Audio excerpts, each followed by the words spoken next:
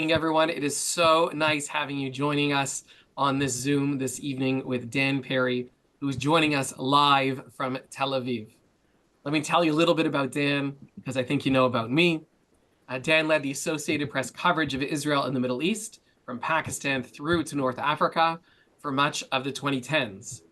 Before that, he led Europe and Africa for the same agency, as well as the Caribbean. We will not be discussing the Caribbean, I don't think, tonight. He served as the Foreign Press Association chairman in Jerusalem during the Second Intifada. I spent about a year living in Israel during that time.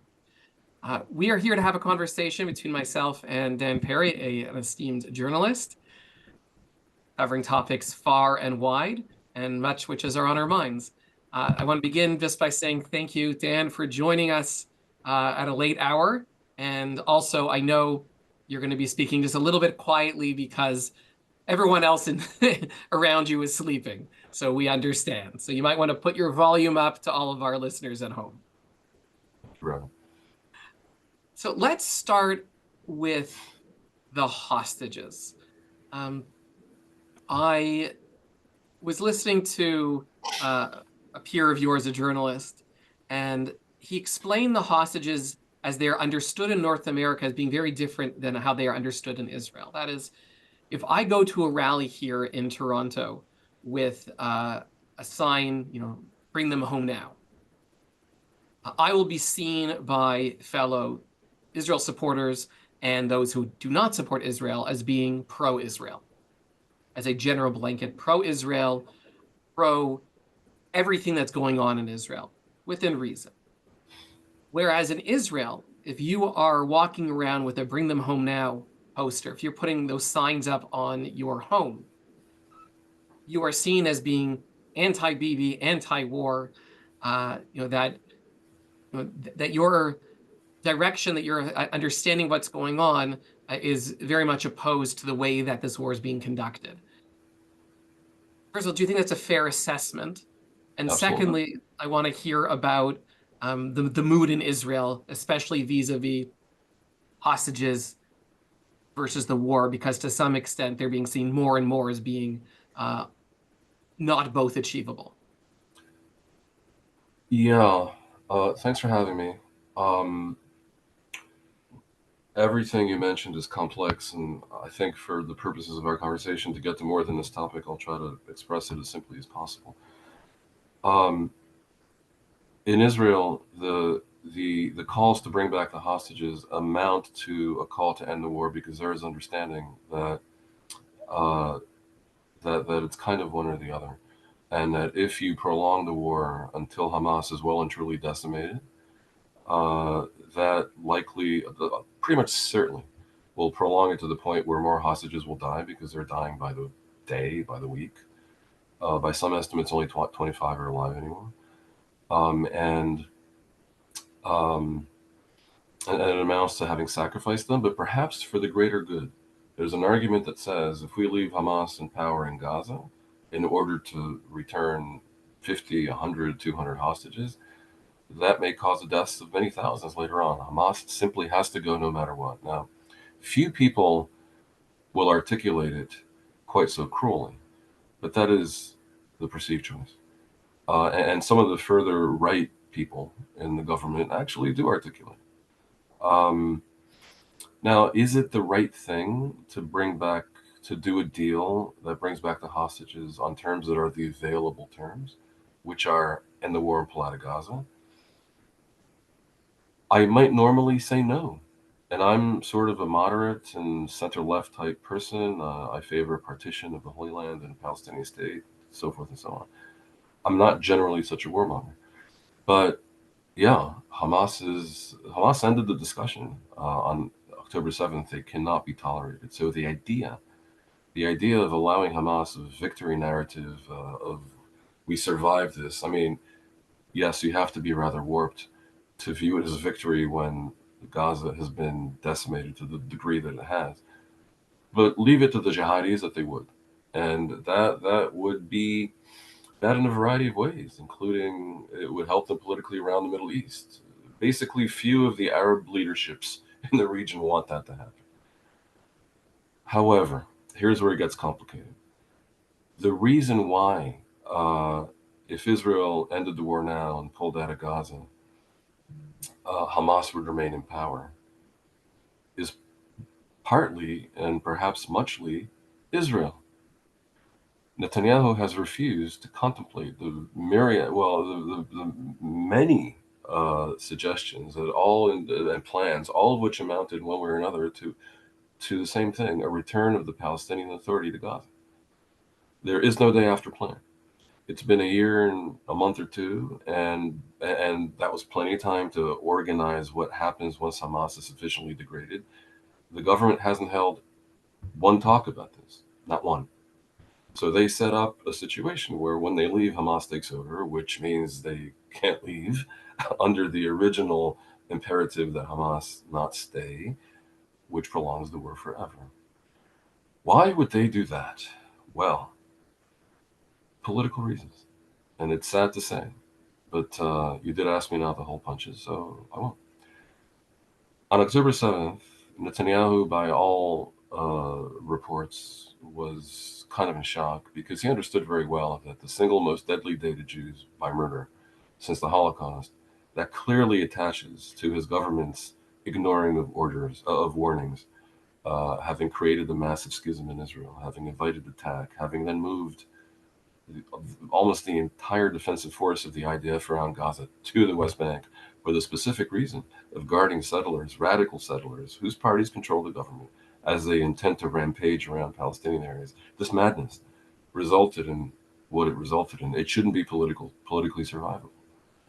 So many people in Israel suspect, and by polls, a majority suspect, and it won't surprise you to learn that I strongly suspect that not the only factor, but one of the factors, and perhaps a dominant factor for Netanyahu, is to prolong the war long enough to establish a new narrative, a discussion that he can win, basically, because he can't win the October 7th discussion, something that will enable him to stay in power.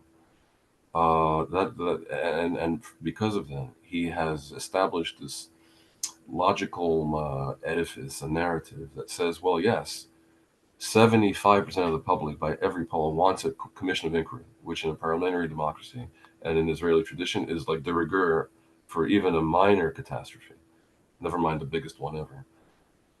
Yeah, we will, sure. But that commission will investigate all the failures that led to this from the Basel Zionist Congress in the 19th century, not just mine. And B, it can only happen after the end of the war. Now, that sounds reasonable. Like much of Netanyahu's machinations, it sounds reasonable, except it obviously incentivizes a forever war. Meanwhile, the government depends on far-right parties that don't want Israel to leave Gaza, that want to stay there, that want to settle it with Jews. A lobby of about half the coalition want to settle it with Jews. This means they're ignoring the demographic implications of integrating effectively into Israel over 2 million Palestinians. Not to mention the global opprobrium and becoming a pariah state, or even more of one. And the furthest right of the far right wants to scheme and plot to get the Palestinians to somehow leave. So, man, I mean, these people can bring down Netanyahu's government. And Netanyahu has, I would say, what I've called in writing the worst case I've seen in about 30 years of being a foreign correspondent of the Louis XIV complex. Louis XIV was the French king that famously said, "L'état c'est moi," I am the state. The absolutely irreplaceable leader. That's Netanyahu, trust me. And I have interviewed him numerous times. I've been with him since 1988. I know this guy. Yeah, we're dealing with a person who will fanatically hold on to power. And because the threats are probably real, Israel has created no means to get out of Gaza. And without getting out of Gaza, they're not getting back the hostages. I don't think. There was one deal where Sinwar gave up those hostages that he kind of wanted to get rid of because it was embarrassing, little children and old people. And Hamas hasn't moved from its baseline since then, baseline demand. So I think your second question is, what is the mood in this situation? The mood in Israel, what's on the streets? Uh, Look, I would say as of last July, it was horrendous because it was looking like what I just described to you was the whole story, and they'd absorbed 10 or 9 months by then of bombardment by Hezbollah and not done very much about it, which is madness. And when Hezbollah says, "Well, we're doing it in solidarity with Palestinians," remember that they started firing on October 8th, pretty much concurrent or immediately after the Hamas attack, and well before Israel sent a single soldier to Gaza. Uh, and so there was a feeling of great despondency because over 100,000 people in the north and in the south were displaced. The government strategy seemed to be going nowhere. The government seemed rather unserious about a deal to get back the hostages. Uh, the clamor was rising all the time for a new paradigm that might go something like this. Okay, we get back the hostages, you leave Hamas in power in Gaza, and that's a terrible outcome, and it's awkward and embarrassing and potentially dangerous. But these are jihadi maniacs, and in their DNA, they can't help themselves. They'll give you they'll provoke you. They'll give you a pretext a month from now, and at that point, you go back in with that one hand tied behind your back in the form of the hostages, because you can't just like flood all the tunnels the way they would have been able to do. Uh, where the Hamas leaders hide because of fear of killing the hostages. Um, and even that the government was refusing, despite the obvious logic of it. So there was great despondency. And polls showed that 70% or more opposed the strategy and opposed the government, and nearly that many would vote against it, the ruling coalition, were their elections and so forth. The And past when two are months, the next elections? well, scheduled for 2026. Um, the the past 2 months have changed the narrative because Israel managed to get most of the Hamas leadership and most Hezbollah leadership to do spectacular James Bond antics by blowing up the beepers of 1,000 Hezbollah in Lebanon and wiped out a good amount of not just their leadership but their rocket launchers and munitions, and the rockets haven't stopped, but it's nowhere near what people feared. Uh, Clearly, the capabilities of both Hamas and Hezbollah are much degraded at this point. And you now have a divergence between the two arenas because in Lebanon, the entire world, I do believe, supports Israel's baseline demand that Lebanon exercise its own sovereignty over its own territory and not let Hezbollah run riot and hijack the south of this country in the thrall of Iran to use it as a launching pad to attack Israel whenever they feel like. Basically, provoking a nuclear power. And I mean, it's nonsense. Clearly, Israel's demands in Lebanon are just. With the Palestinians and with the Gaza Strip, despite the righteousness of Israel's Israel's desire to remove Hamas from power. Clearly, they're terrible and should be removed, and most Arabs think so. The way they've gone about this, what's the complications with the right wing wanting to occupy Gaza, the the stupendous death and destruction that has been caused in Gaza is overpowering. And even though the media in Israel has failed to a degree to report on what's happening in Gaza, they kind of figured it out. People that they know. There's a narrative that says it had to be and blame Hamas because they hide behind civilians and within hospitals and schools and mosques and so forth, and we have no choice but to bomb them into oblivion. That argument has value. Doesn't satisfy all listeners. So Gaza is a massive awkwardness, and there's no clear exit plan, and it involves the sacrifice of the hostages. Lebanon is looking like a success right now, and it's improved the atmosphere basically. At the beginning of the war, very quickly the hostage forum came together. And Israel has a long history, unfortunately, of having hostages taken and having their family members, sit outside the residences of those in power to demand their release or demand that Israel do what needs to be done. Gilad Shalit is probably the prime example, certainly for those who are with us today, of what Israel has done historically to save just one person. At the beginning of the war, there were at least a handful of families of hostages who were a little reticent to join the hostage forum, to push the government to, do whatever, give up whatever it needed to do to save, their loved ones, which I imagine is an impossible situation to be in.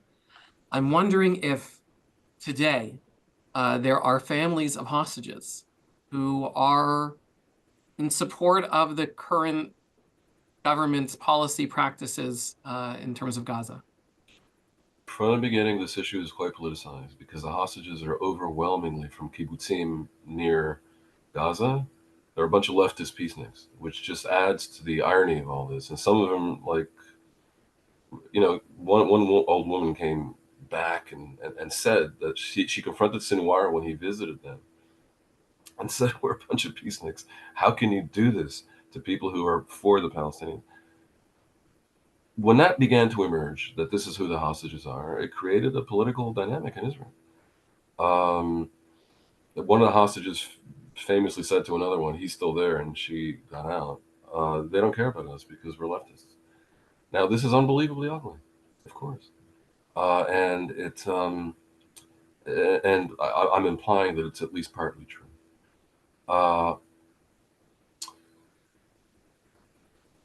There is this Jewish ethos that says you have to take care of your prisoners. Pidyon Shvuim in Hebrew. There's a Jewish ethos that says that every life is worth the whole world.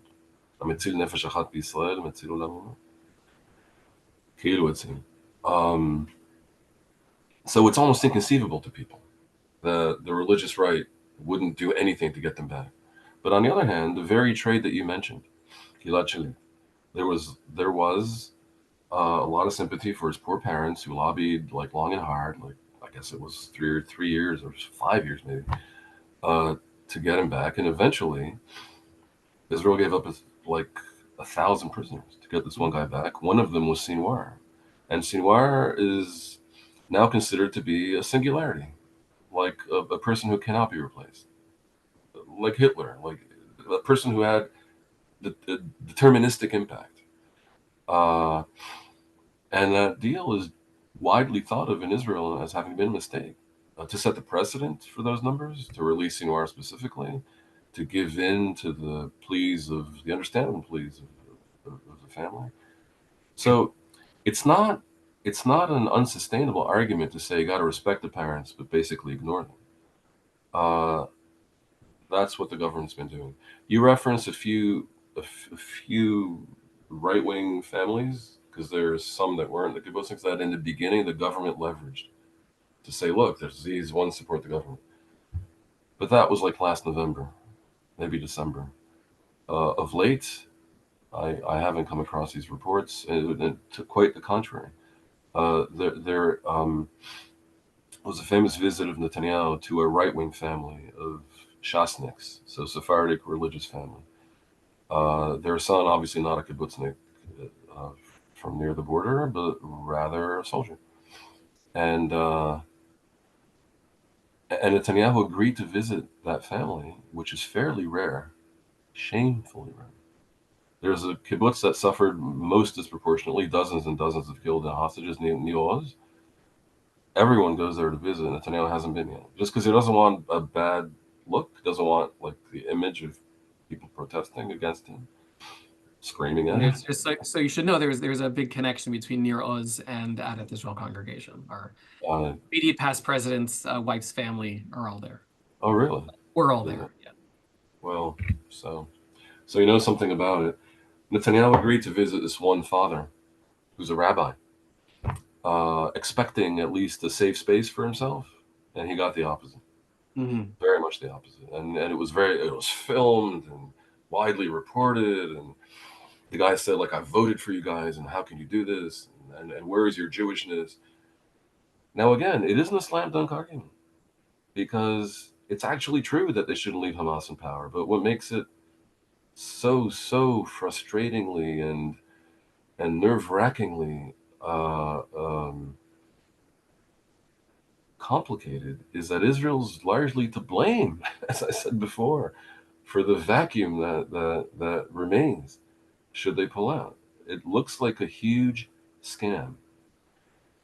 And if you know anything about the history of Netanyahu, he is, he's not above the occasional scam. Yes, one of which he's trying to delay the consequences of for as long as he can. Yes, yes. Well, the Jerusalem Municipal Court finally showed some spine and rejected his latest request for a 10-week delay in his inaugural testimony. And it sounds like you probably know, but I don't know if all congregants know.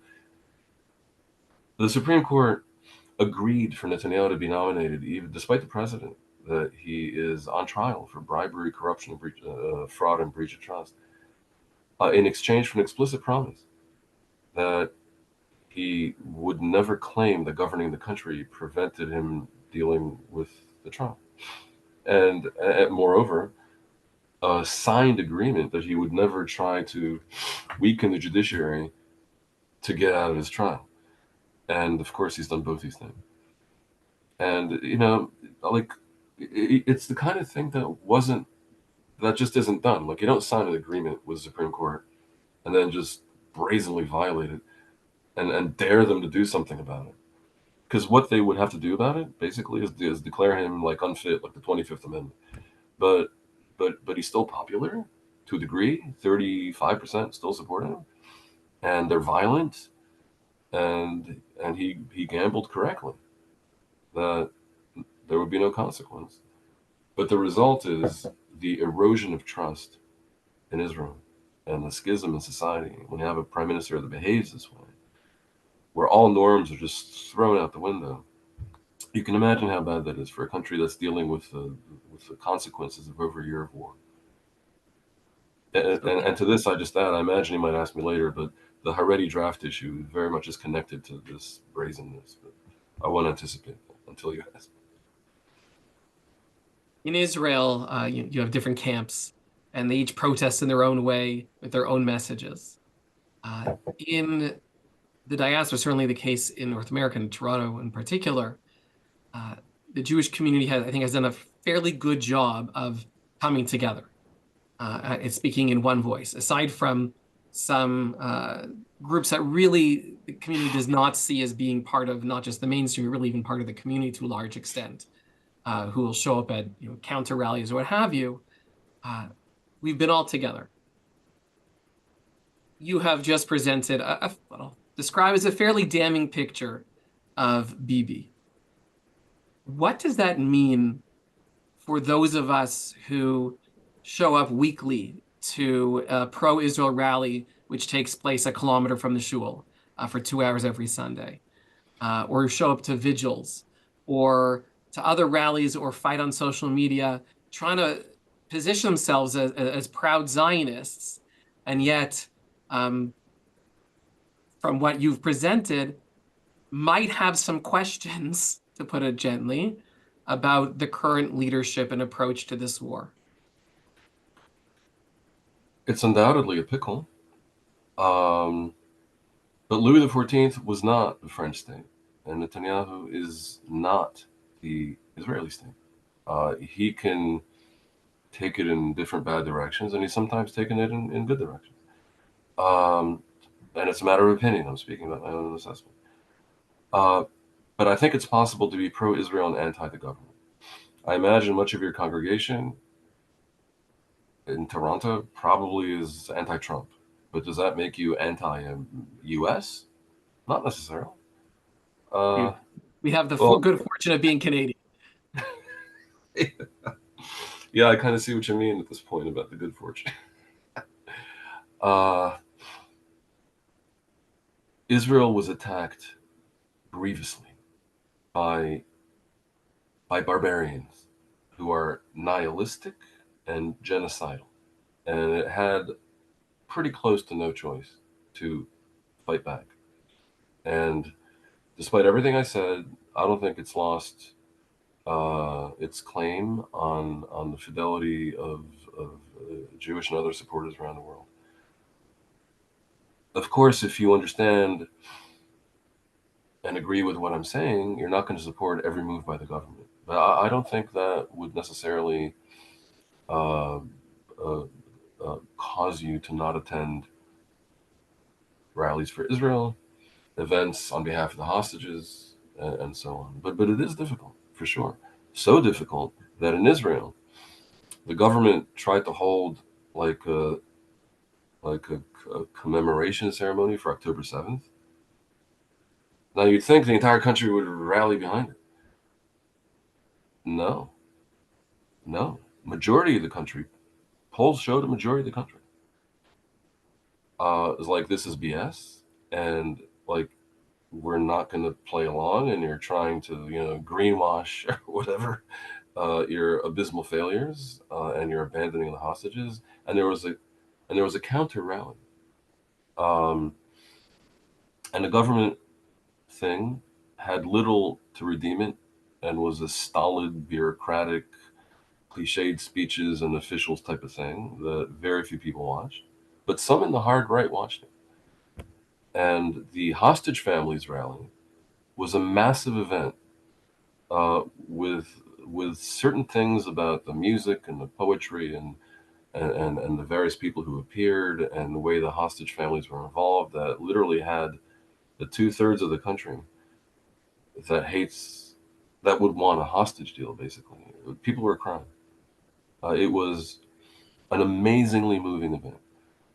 So I would say that Israel kind of came together behind the hostage. Not 100%, but consider this: the Haredim, don't watch TV, aren't part of any of this. They're a third of the coalition, but they're not even in the game. So the 35% that maybe were with that weren't with this event is not really 35%, because the Haredim are actually checked out. It's more like 15%. So that'll give you a sense of the degree of opposition to the government. So you said that much of the community came together for this opposing commemoration ceremony. We've been talking a lot about the day after in Gaza. Uh, what about the day after in Israel? You know, the conversation about the judicial reform came to a pause on October the 7th, although there's recently been talk about bringing it forward again. The Haredi draft is an ongoing major challenge facing the country.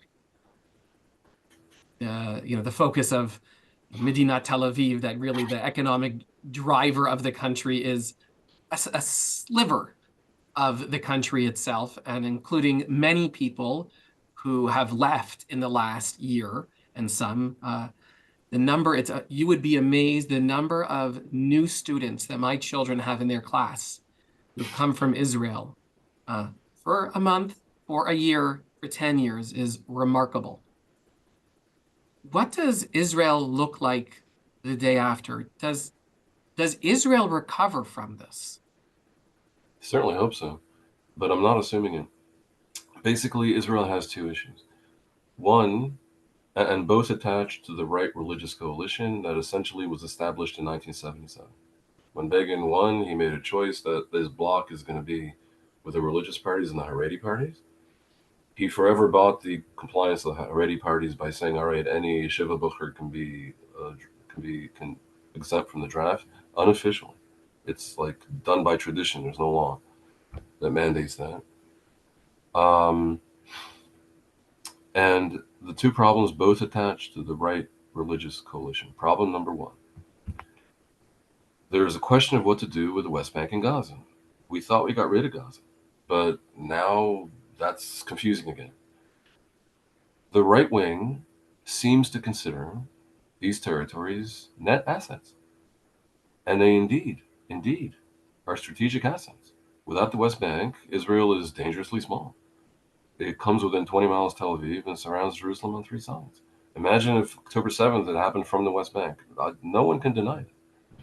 But on the other hand, Jerusalem plus the West Bank, Israel plus the West Bank plus Gaza is a combined territory of 50 million people that already has an Arab majority, a small Arab majority. And they'll only get bigger, that Arab majority. So Israel has to get rid of these territories to save itself. The right wing doesn't get it, and to make it impossible, they keep insisting on like more and more settlers deep inside the territory, so that the number of Jews you'd have to presumably have to like evacuate from their homes to effect a partition grows ever greater to the point where it's maybe impossible. This is their goal. How can this be a Jewish state? Clearly by not being democratic, never annexing the territories formally, or maybe doing so, and somehow by various trickery finding ways to not give the Arabs the right to vote. And at that point, I mean, it's going to be hopeless to try to explain that this is not apartheid. I mean, it's just nuts. So liberal Israel, and you're wrong, Rabbi Cutler, it's not a sliver. Liberal Israel is about 40%. And depending on how you define it, maybe 60 to 70%. But if you define it like really rigidly, maybe it's only 20%. I would say the engine of the economy, the state of Tel Aviv, startup nation, that is about 20%. They're not down with this at all. At all. They don't want to live in a binational state that's not democratic and half the people are Arab and they're angry because they can't vote. So there's terrorist attacks all the time. No. And it will be the boneheadedness of the Israeli right that brought this about. That's one. Two, the Haredim. When Begin did his deal, the yeshiva buchers that were, allowed to not serve were about 1% of the potential draft class. But they have 7 kids apiece, each family. And this is not stopping. It's like, seems ideological. And the current Haredim are 1/6 of the population. And because it skews young, the current Haredi members of the potential draft class are 20% of the population. And they continue having 7 kids apiece. And they're fanatical about avoiding attrition.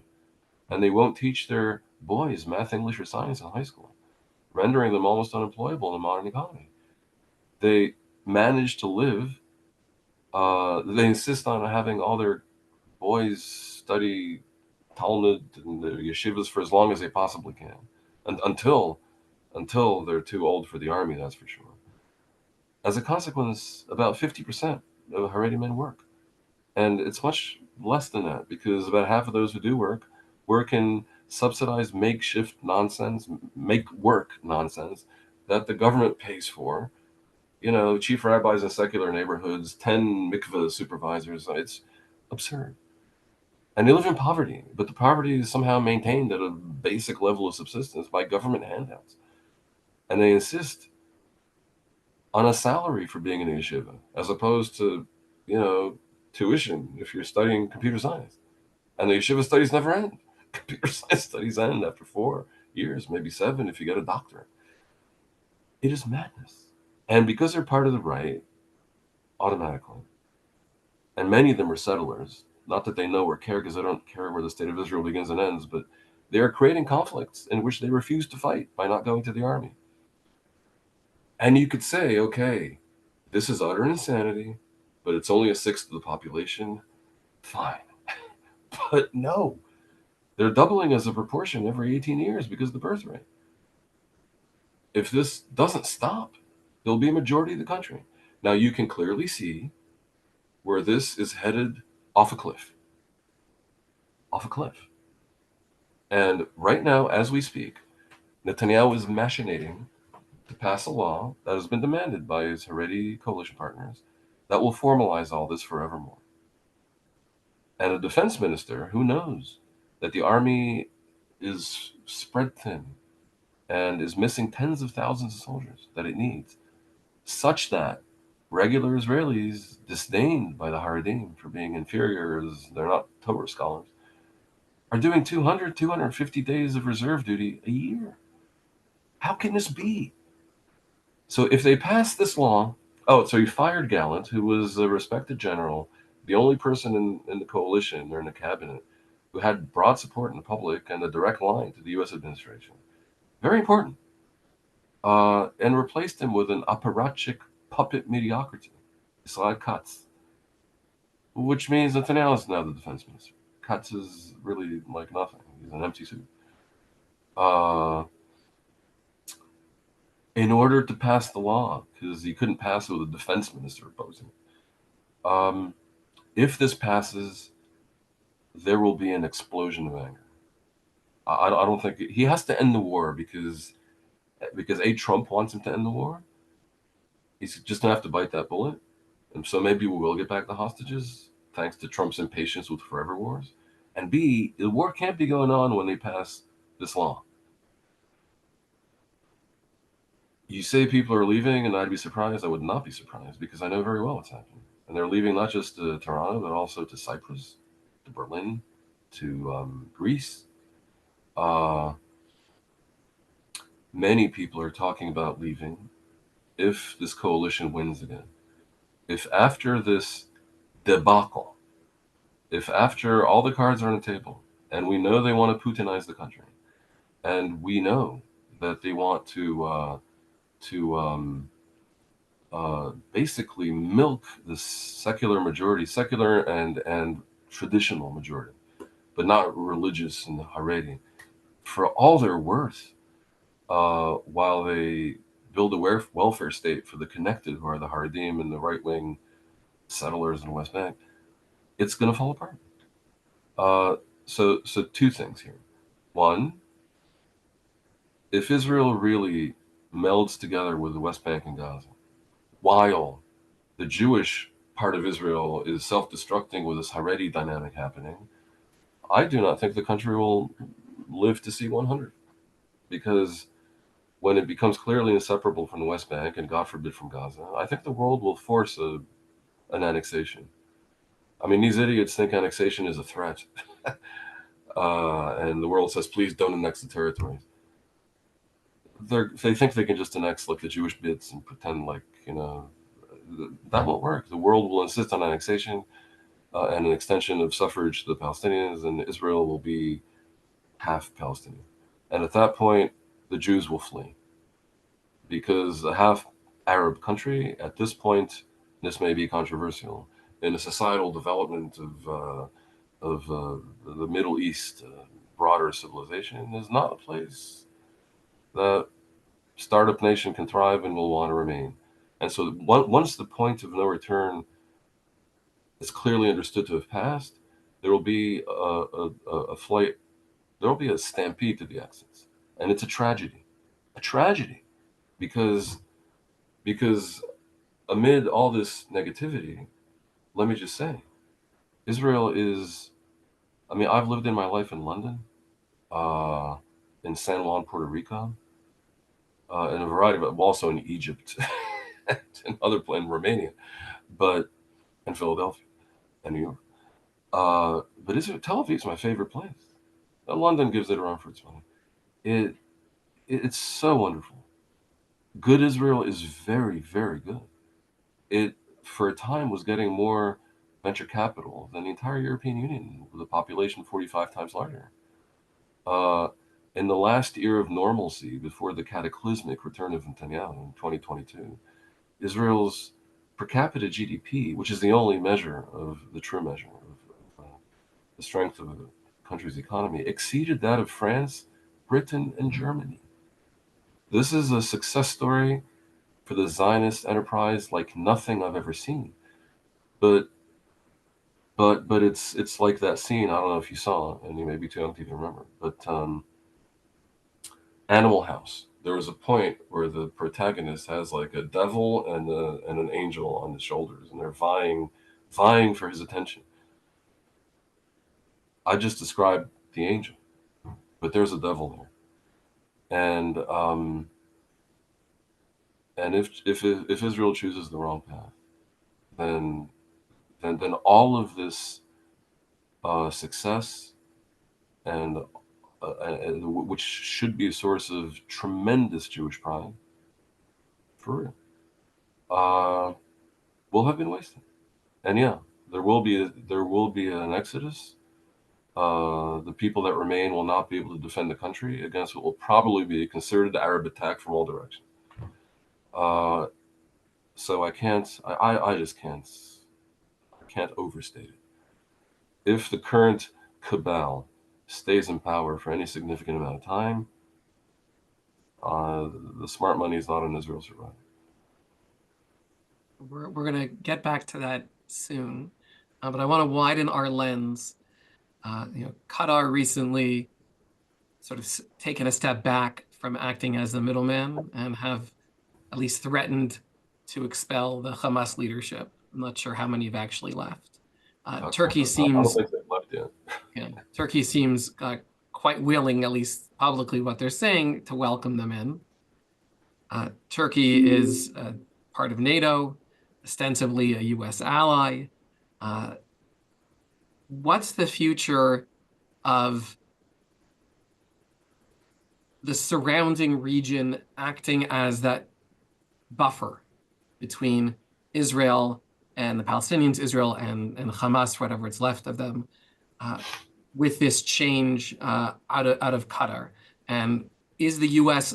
likely to push any of these countries to A, force out the Hamas leadership, and B, push them to be better, so to speak? I have a question for you. How much respect would you have for anyone who starts predicting what Donald Trump is going to do? That was the conversation we had before we started. Other than the aggrandizement of Donald Trump. Look, I actually think that Trump's election, calamitous though it is on so many fronts, may be a good thing for the Middle East. Biden projected weakness. I mean, the Houthis are an abomination upon an outrage, upon a preposterous crime. That they should impede 1/3 of global container traffic and 1/6 of global maritime trade by tacking ships going up to the Suez Canal, thus devastating the economy of Egypt that depends on the Suez Canal. And they live to threaten Israel another day is absurd.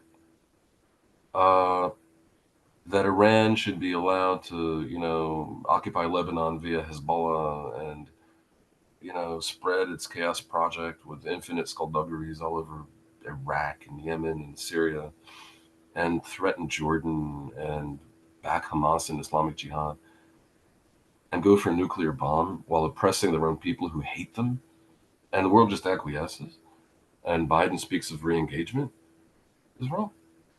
That Qatar should be allowed to host the World Cup while also hosting Hamas is wrong. That a NATO member should suffer no consequences for flirting with Putin and for breaking off ties with Israel and for running an increasingly dictatorial regime, which is not supposed to happen in NATO. And openly back Hamas. All this stuff is, I hate to say it, but the world's liberal elites have grown fat and lazy. And not that Trump is svelte and full of work ethic, but I think he's impatient. And I think he identifies nonsense. I think he also identifies the potential for a win. So I have gone so far as to not predict he'll do it, but to say I know what should happen, and I think I know what should happen. And I think I know that Harris would have never done it, and Trump might. And what should happen, basically, in my view, is an ultimatum to Iran that says, we might agree to let you continue to oppress the poor Iranians. We're not happy about it, but we might not intervene because, we can't fix every dictatorship.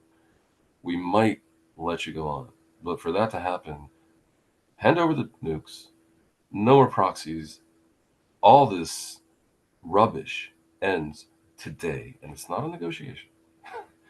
You do this or you won't see tomorrow because your people hate you. I interviewed the son of the Shah a couple of months ago, and I'm quite close to Iranian expats, and they go there all the time. The regime is hated, and rightly so. Our As for Saudi biggest Arabia, supporter, you should know that our biggest supporters in Toronto are the exiled Persian community. They show up at everything. Yeah. I know that's the exiles. Now you could say the exiles are the opposition, but the sort of the scoop is they actually represent the population as well. And the Saudi Arabia, for example, they need to not just mutter about Hamas and hint that they're better than Qatar. The Arab League needs a total break with jihadism, and to say this was a terrible mistake and it's taking the Arab nation in the wrong direction. And in short, they need to. Everyone needs to revise everything. And not that I think you'll do this with Netanyahu, but I think Netanyahu, Israel needs to be read the Riot Act on the radical settlers in the West Bank, on any further settlement activity, and definitely, and I think this he will do. Uh, Stop this game where you're pretending the PA is not going to be what resumes control over Gaza. Either that, or prepare to invest your own money because we're not going to help you. Estimated 100 billion shekels a year, which is 30-some billion dollars, on reconstructing Gaza. This is your problem. If you're going to let your imbecile far right coalition partners win this argument, uh, I think he'll strong arm Bibi into agreeing to the PA and ending the war. Probably not on the settlement issue, but they're also going to have to start some kind of peace talks, at least pretending to have a negotiation for some kind of Palestinian state. Remember that Netanyahu agreed to a map that was not generous enough for the Palestinians, but it was independence. And get the Arabs to support that the state be demilitarized, because there's no way Israel's going to agree to an army sitting in the West Bank. There's all this stuff that needs to happen, and the irony is that Trump represents this massive break from the post-World War II consensus that the U.S. has a role to play in pacifying the world and spreading prosperity and democracy and trying to do good works. And occasionally it's rather hypocritical because they'll do anti-communist coups and bring dictators to power in Chile. But by and large, the U.S. has done good, and that's our duty. And if you listen, I gave a talk in Bucharest on this issue, and I showed videos of all the presidents, or a sample of them, 3 Republicans, 3 Democrats before Trump, and they all sounded the same. This, American person's burden. And no doubt, it spread democracy, prosperity, and largely kept the peace since World War II. And Trump represents a break from all that. He doesn't care about any of that. Clearly, just doesn't care. On the other hand, he wants a Nobel Peace Prize. So I kind of think that, ironically, this potentially least interventionist U.S. president, who truly doesn't care about anything and probably lacks a requisite understanding of the complexities involved, perhaps precisely because he lacks that understanding, might go in there with a big stick. And this region needs a big stick. We've had at Addict Israel a variety of speakers joining us from Israel, speaking to us about Israel. In my estimation, you have been the most sobering, certainly. Forthright, yes, but sobering. And so we only have a few minutes left. I'm wondering if there's anything that is bringing you hope as, I presume, Israeli citizen, certainly a resident Good of Israel. Israel. Well, first of all, I think the cup is almost exactly half full, half empty. And in that situation, your mental health depends on focusing on the half full. Why not? I gave a commencement speech to the American School of Israel a couple of years ago, and I presented to the students 2 scenarios. One where the world is doomed for all the reasons you can imagine. The other where we've only just begun. There were no democracies until 100 years ago because no women could vote anywhere except for New Zealand. People didn't have the tools for knowledge until about 30, 40, 50 years ago. Not really. So you're like the first generation that has the choice and the ability to make an informed choice. So there's a good and bad scenario. Israel similarly has a good and bad scenario. The sobering bit about me is I'm telling you the bad scenario is the destruction of Israel, the self-destruction. So that may sound bad. It may make me sound radical. But if you can tell me where I'm wrong, I'll fly to Toronto and buy you the best dinner available. Well, I have some friends in Toronto. What gives me optimism is that I'm pretty sure that a majority of the Israeli people don't want what bad Israel is peddling. And I think it's still fixable. And I think this cliche that it's always darkest before the dawn is not wrong. The shock of the past year has been so great that it's sobering. And in some ways, the Israeli public has moved to the right. For example, no one wants to hear about a Palestinian state with an army. But in other ways, it's moved way to the left.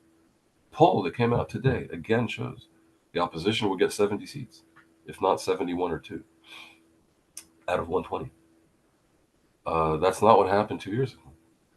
And remember, there's a core of Haredi and far right. That's about a quarter of the country that is unmovable. Like, I'm sorry, it's lights on, nobody home. So only maybe another You think 8 the to 10. Haredim are unmovable? Ah, uh, well, I mean, interesting question. Theoretically not. And they really are about book learning. That's not an invention. If they were just freed of their fanaticism, they could be incredibly useful citizens of Israel. But right now, the rabbis and the leadership and the Knesset members are engaged in a rear guard battle to give no quarter and to prevent any attrition from their entire project. And they're basically saying, if you try to draft us, we'll go to jail. Like, we will not. And they've circled the wagons, and they say stuff like, we don't care about your country. Well, I mean, you don't study math, but maybe if you did, you'd figure out that you're going to be a majority at this rate with your birth rate, and there will be no one to subsidize your children, and everything will collapse.